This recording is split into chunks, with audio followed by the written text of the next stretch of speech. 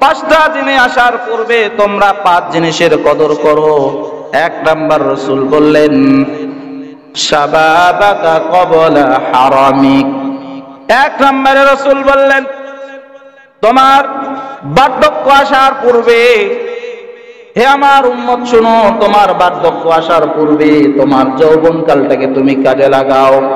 আজকে আমার যুবক ভাইরা যৌবনকালটাকে দুনিয়ার ভালোবাসায়, দুনিয়ার চাকচিক্যের মধ্যে কাটায় দেয়। কথা বলেন ঠিক না বেঠিক?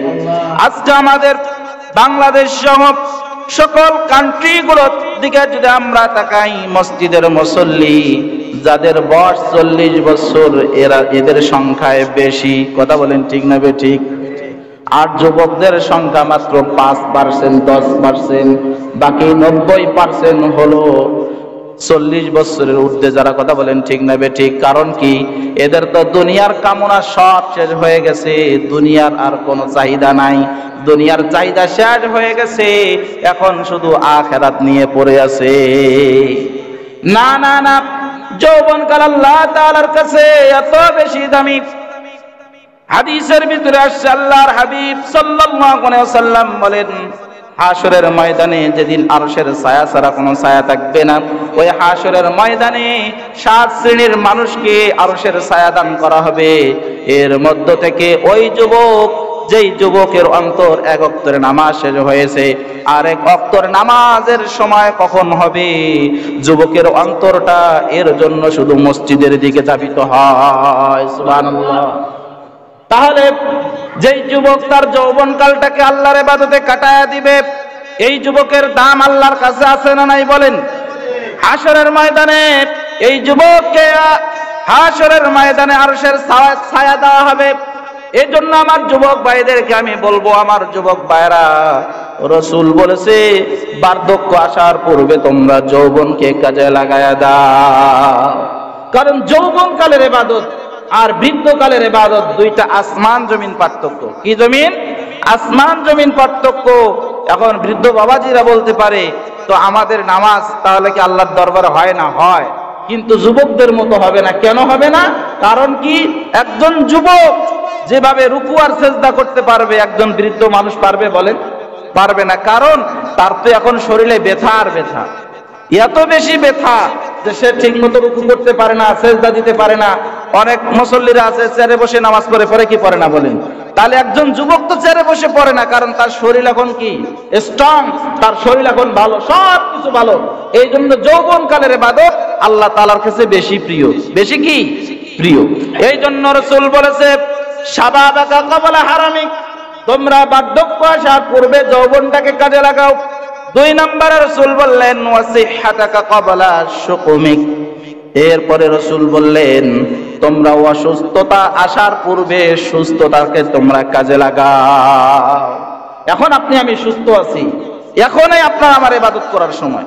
যখন মানুষ অসুস্থ হয়ে যায় তখন তার মনের ভিতরে এরকম বাসনা কামনা আসে, যারে আমি যদি সুস্থ হয়ে যাই, আল্লাহ তুমি যদি আমারে সুস্থ করো, আর এক ওয়াক্ত নামাজও ছাড় দিব না, ছাইরা দিব না, এরকম বলি কি বলি না বলি? যখন অসুস্থ হয়ে যাই তখন আমরা কি বলি? আল্লাহর এত পরিমাণ টাকা শুরু করে দেই যে আল্লাহ এবার তুমি যদি আমারে সুস্থ বানাও, এই মুসিবত থেকে যে আল্লাহ তুমি যদি আমার মুক্ত করো, তাহলে আমি এক ওয়াক্ত নামাজও আর ছাইরা দিব না। এমন বলে কি বলি না বলেন?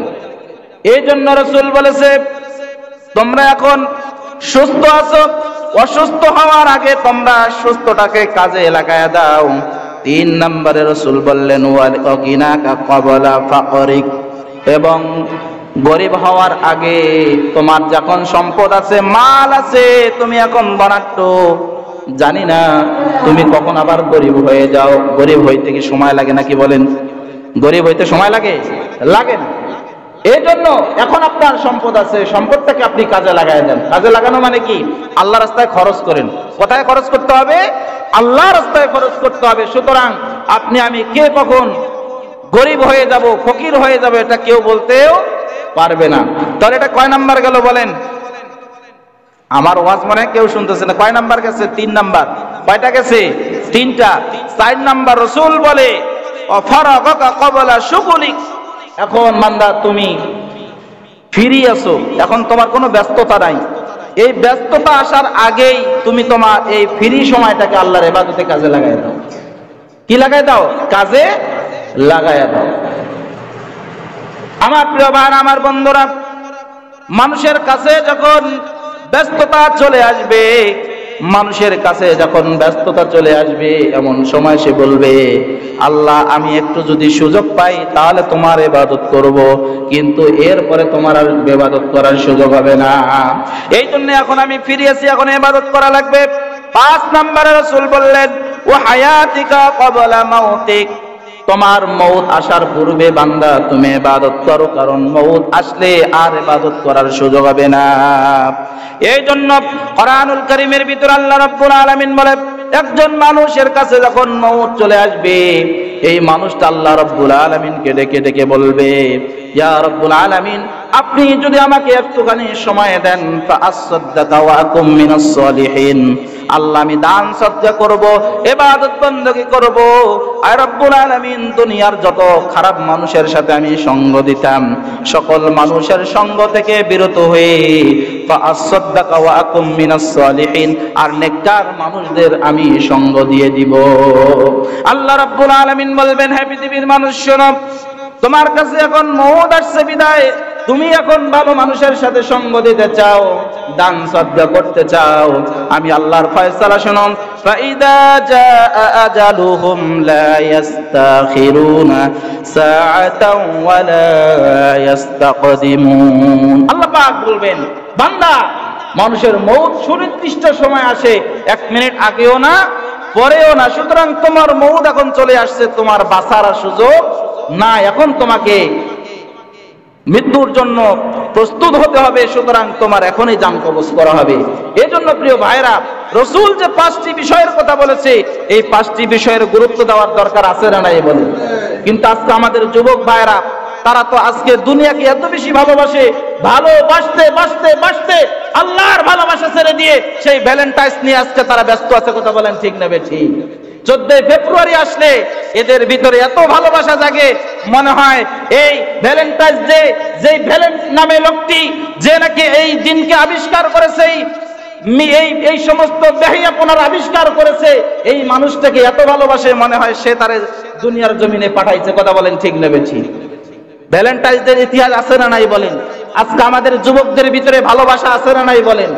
সৃষ্টি করেছে আমাদেরকে আল্লাহ। আমাদেরকে কে খাওয়ায়?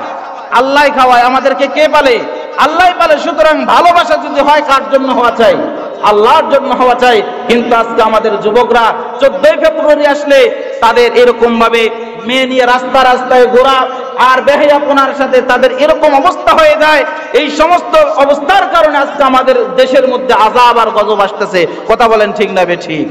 এজন্য আজকে যদি আমরা আমাদের দেশকে আমরা যদি আযাব আর গজব থেকে বাঁচাতে চাই, তাহলে আমাদের সন্তানদেরকে এই সমস্ত বেহায়াপনা থেকে হেফাজত করা লাগবে। কথা বলেন ঠিক না বেঠিক? আমরা যদি আমাদের সন্তানদেরকে আমরা হেফাজত করতে চাই, আমাদের দেশকে হেফাজত করতে চাই, আমাদের ঈমানকে হেফাজত করতে চাই, তাহলে আমাদের এই 14 ফেব্রুয়ারির বেহায়াপনা থেকে আমাদের সন্তানদেরকে হেফাজত করা লাগবে। কথা বলেন ঠিক না বেঠিক? শেষ করে দেব নাকি? তাহলে আমরা সকলে আমাদের সন্তানদেরকে হেফাজত করব এই সমস্ত কুকর্ম থেকে। আমরা আমাদের ছেলে আর মেয়ে যারা আছে, আমরা সকলকে এই বিষয়টি খুব অ্যালার্ট করব, সকলকে আমরা সচেতন করব যে না, এটা আমাদের মুসলিমদের এটা কোনো কালচার না, এটা আমাদের মুসলমানদের কোনো কালচার না, সুতরাং এটা হচ্ছে খ্রিস্টানদের কালচার। আমরা আমাদের সন্তানদেরকে এর থেকে হেফাজত করবো তো ইনশাআল্লাহ। আল্লাহ তাআলা আমাদের সকলকে তৌফিক দান করুক। সকলে বলে আমিন।